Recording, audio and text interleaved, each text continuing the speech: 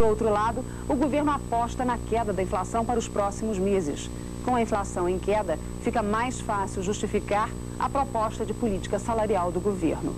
O Congresso Nacional deixou para votar a política salarial na próxima terça-feira. É que os líderes decidiram esperar a estratégia do governo nas próximas reuniões do pacto. A decisão de aguardar uma resposta do governo e o desfecho sobre o documento extraído do pacto foi tomada hoje nessa reunião com todos os líderes partidários. O documento de ontem foi considerado genérico, uma carta de intenções. E por isso alguns líderes propõem mudanças nos prazos e políticas concretas para os salários. Deputado, qual é a proposta da bancada do PT?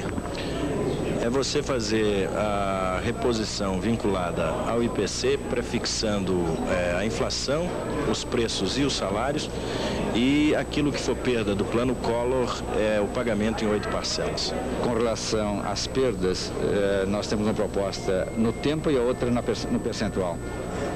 Cada trimestre, a reposição do diferencial entre a prefixação e a inflação real.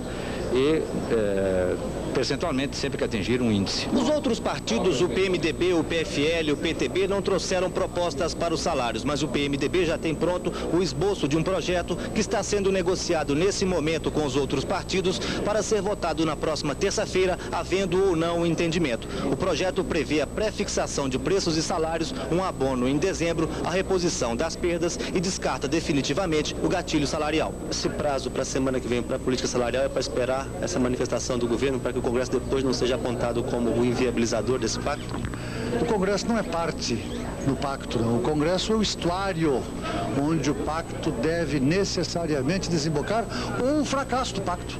Em qualquer hipótese, é o Congresso que tem a responsabilidade constitucional de delimitar os campos através da lei. Os senadores do PFL querem uma definição imediata do presidente Collor sobre a formação de um bloco do governo no Congresso. A demora pode custar a presidência do Senado. Carlos Chagas. Estão nervosos os senadores do PFL que hoje se reuniram. Eles querem que o presidente Fernando Collor decida, em uma semana no máximo, se ele pretende ou não pretende a formação de um bloco colorido no futuro Senado.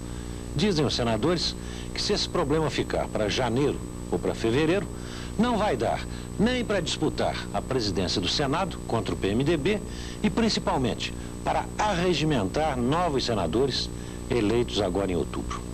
A mesma coisa acontece na Câmara, entre os líderes dos partidos que apoiam o governo.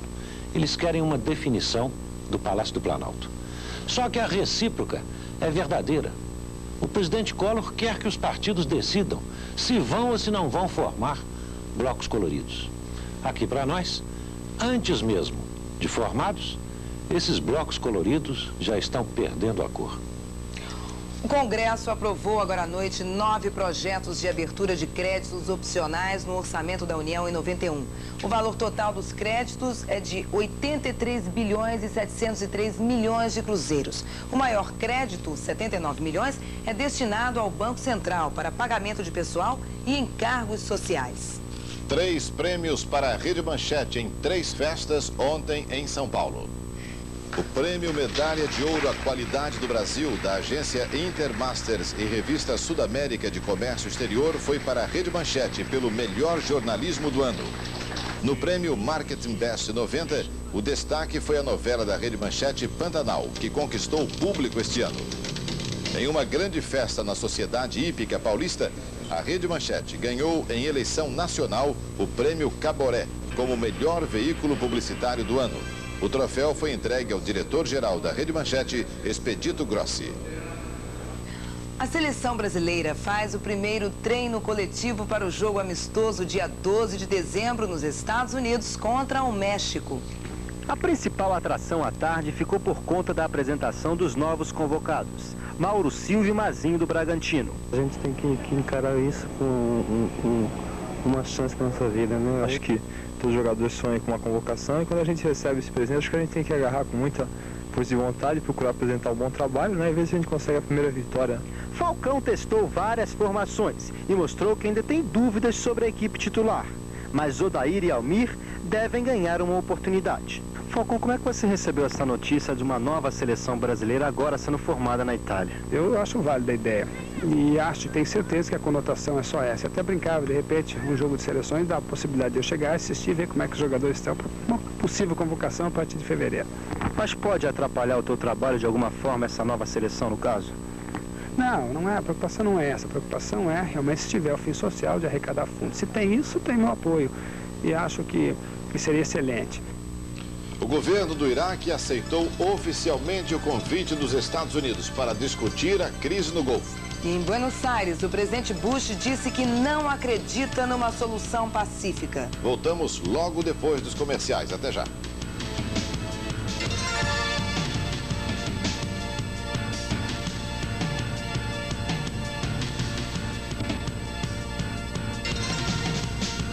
O sol nasce e revela mais uma noite mal dormida sobre as rodas de um caminhão.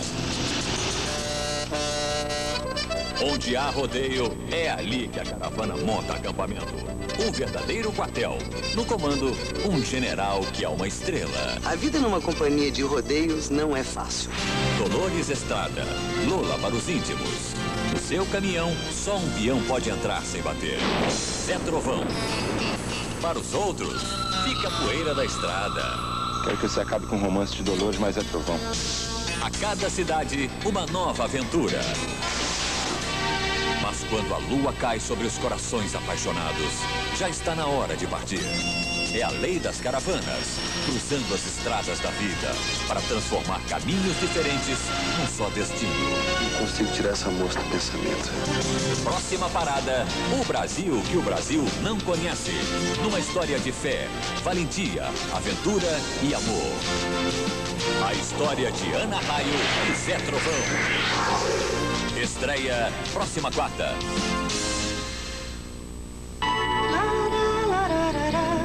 De um novo tempo que começou.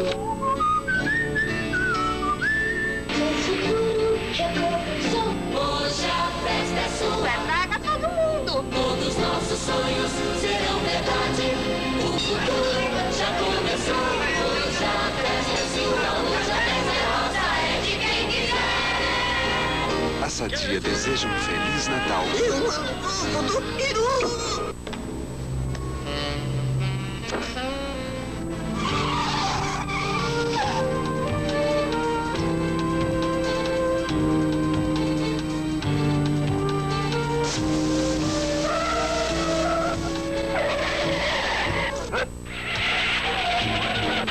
Chegou a linha Volkswagen 91, os carros mais seguidos do país.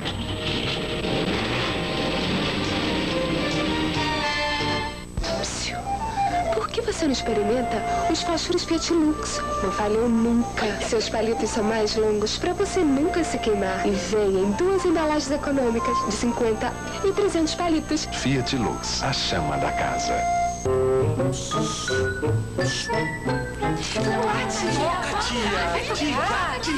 Tia. Compra feliz, compra em paz. No Natal do Iguatemi. Sempre as lojas no mesmo lugar. E estacionamento pra facilitar.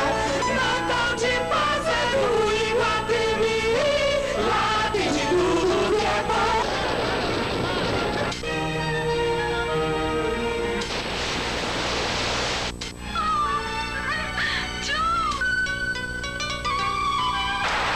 Se você estava procurando um bom programa para hoje, já encontrou. Old Age.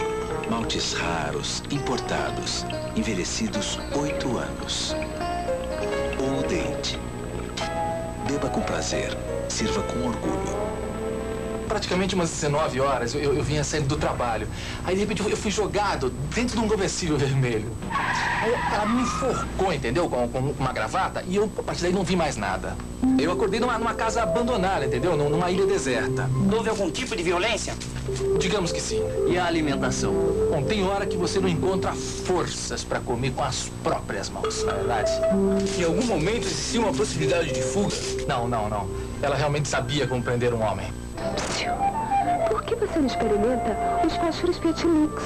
Não falham nunca. Seus palitos são mais longos para você nunca se queimar. E vem em 2 embalagens econômicas de 50 e 300 palitos. Fiat Lux, a chama da casa. Banrisul 2000, rumo ao futuro. O mundo. Amazônia Viva, o maior evento verde de todos os tempos. Transmissão ao vivo do Rio de Janeiro via satélite para os 5 continentes. Amazônia Viva. Participação de Caetano Veloso, Jimmy Cliff, Plácido Domingo, Gilberto Gil e muito mais gente famosa. Participe! Toda a renda será revertida para o projeto Onda Azul e a Aliança dos Povos da Floresta. Amazônia Viva. O planeta azul abraça o coração verde. Domingo, 8 da noite, na Manchete.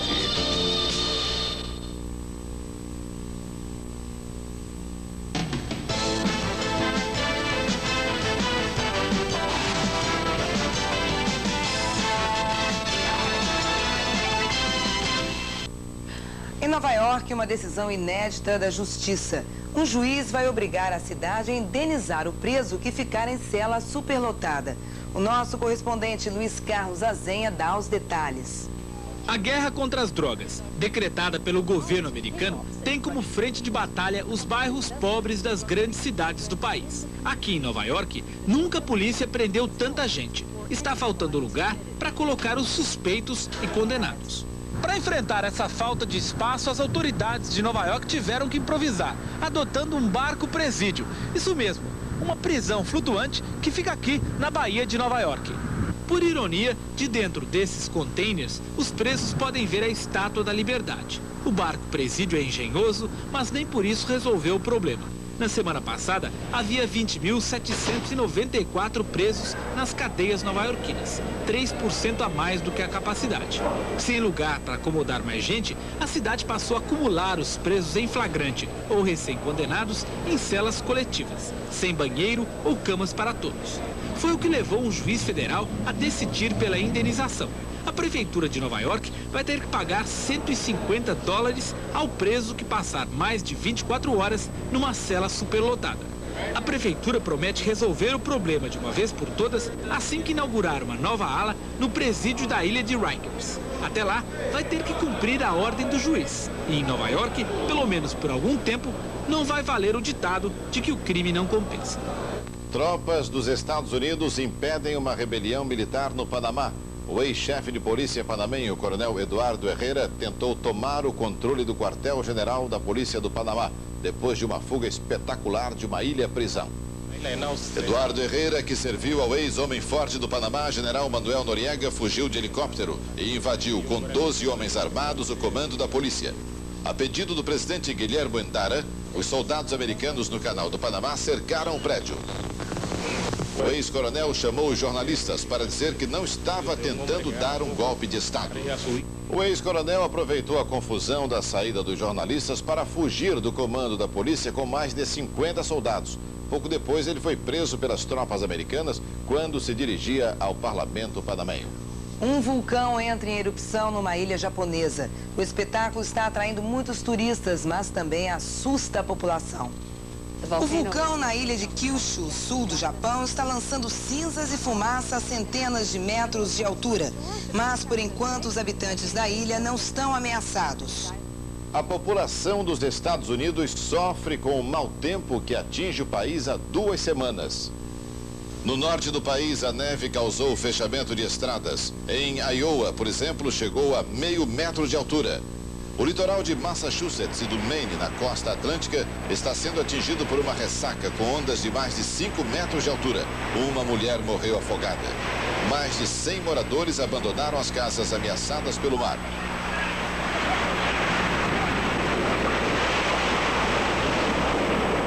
O vento fez esta casa desabar. Veja de novo. Meteorologistas explicaram que uma das causas do mau tempo é um raro alinhamento entre o Sol e a Lua, que só acontece a cada 70 anos. O Iraque aceita a proposta dos Estados Unidos para discutir a crise no Golfo. O presidente Bush deve se reunir com o chanceler iraquiano Tariq Aziz no dia 17 de dezembro. Ao mesmo tempo, o secretário de Estado James Baker disse que só o diálogo pode evitar a guerra e ameaçou: ou Saddam Hussein obedece às Nações Unidas ou vai acontecer um desastre. O secretário James Baker falou hoje na Comissão de Relações Exteriores do Senado americano. Ele insistiu que a volta do governo legítimo do Kuwait e a libertação de todos os reféns estrangeiros fazem parte das 12 resoluções aprovadas pelas Nações Unidas. Para o secretário Baker, o ditador iraquiano pode evitar a guerra se deixar o Kuwait antes de 15 de janeiro, prazo dado pelo Conselho de Segurança da ONU.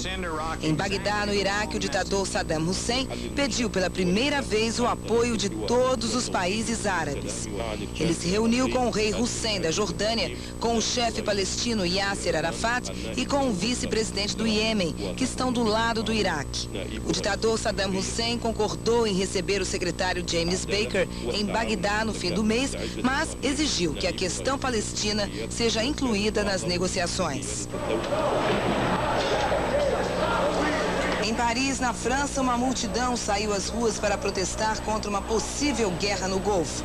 A manifestação, organizada por grupos de esquerda e pacifistas, teve a participação também de veteranos de guerra. Eles exigiram a saída das tropas americanas da Arábia Saudita. Um grupo representando o Partido Curdo, perseguido no Iraque por Saddam Hussein, também participou da manifestação. O presidente dos Estados Unidos, George Bush, elogia a ação do governo argentino contra a rebelião militar de segunda-feira, no primeiro dia da visita à Argentina. George Bush recebeu o apoio do presidente Carlos Menem ao bloqueio militar no Golfo Pérsico e afirmou que não acredita numa solução pacífica para o conflito. Nosso enviado especial, Florestan Fernandes Júnior, acompanhou o dia do presidente Bush em Buenos Aires. O presidente George Bush desembarcou no aeroporto metropolitano de Buenos Aires com 10 minutos de atraso. Ainda na pista, ele foi recebido pelo seu colega argentino Carlos Menem. Depois de ouvir os hinos nacionais dos dois países, o presidente Bush seguiu de limusine para a Praça Dom José de San Martín, onde depositou uma coroa de flores no túmulo do herói da libertação argentina. Foi uma cerimônia rápida, acompanhada por poucas pessoas, mas por um forte esquema de segurança. Já na Casa Rosada, o clima foi mais festivo. Os argentinos saudaram o presidente americano com faixas, bandeiras e muita música tocada pela banda Amigos de Menem. Dentro do palácio, os dois presidentes se reuniram pela primeira vez e discutiram alguns temas importantes, como o refinanciamento da dívida externa argentina, que hoje gira em torno de 57 bilhões de dólares, e a proposta do presidente Bush de criação de um mercado comum entre todos os países da América Latina. Terminado o encontro, os dois falaram com os jornalistas. Na entrevista, o presidente Bush elogiou o povo argentino pelo grande esforço em defesa da democracia e a ação do presidente Carlos Menem ao sufocar a rebelião militar de segunda-feira. O presidente Bush falou também sobre a crise no Golfo Pérsico, assegurando que não vai fazer nenhuma concessão ao Iraque. O presidente dos Estados Unidos, George Bush, embarca para Santiago do Chile amanhã às 10 horas da manhã. Hoje à noite, ele é o convidado especial do presidente Menem para um jantar que será oferecido a 600 pessoas no Salão Branco da Casa Rosada. Enquanto eles estiverem jantando aqui do lado de fora, as mães da Praça de Maio, que perderam seus filhos durante o regime militar, estarão protestando contra o indulto que o presidente Carlos Menem pretende dar aos oficiais que foram condenados pela justiça. E numa praça em Santiago, a polícia descobriu hoje um foguete militar apontado em direção ao prédio do consulado americano. Horas antes, uma bomba de fabricação caseira explodiu na mesma praça. O grupo de extrema esquerda Frente Patriótica Manuel Rodrigues assumiu o atentado através de um telefonema a uma agência de notícias. A moda em presentes de Natal este ano nos Estados Unidos é o embrulho, é isso mesmo. Muita gente está embalando os presentes com folhas de notas de $1 verdadeiras. E os americanos agora torcem para receber de Papai Noel presentes bem grandes. A moda começou quando a Casa da Moeda Americana resolveu vender as folhas de papel moeda para as lojas. Cada folha tem 32 notas e é vendida por $47 para a loja. O comprador paga mais de $50 pelo embrulho, mas a ideia pegou. Muita gente quer dar um presente rico neste Natal. Quem recebe o embrulho só precisa recortar as notas e gastar. A loja lembra apenas que este não é um presente indicado para as pessoas apressadas, que costumam rasgar os embrulhos para ver o que tem dentro. E atenção, o Senado manteve agora à noite o veto do presidente Collor ao plano de custeio e benefícios da Previdência. E agora você fica com mais um capítulo de Pantanal. Boa noite para você. Boa noite e até amanhã. Assista a seguir Pantanal.